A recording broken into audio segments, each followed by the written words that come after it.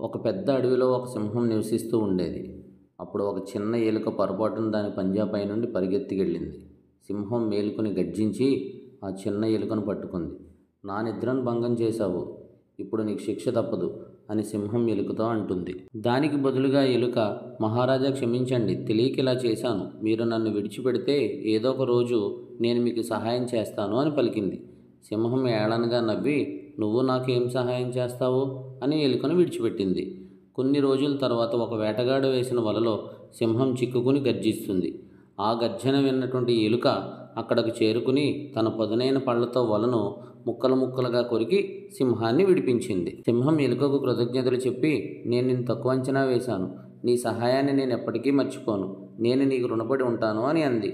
ఆ రోజు నుండి సింహం ఎలుక మంచి స్నేహితులు అవుతారు. ఈ కథలోని నీతి ఏమిటి అంటే, ఎవరూ కూడా ఇతరులను చిన్నవారు అని హేళన చేయకూడదు. ఎవరు ఏ సమయానికి ఎలా ఉపయోగపడతారో ఎవ్వరికీ తెలియదు.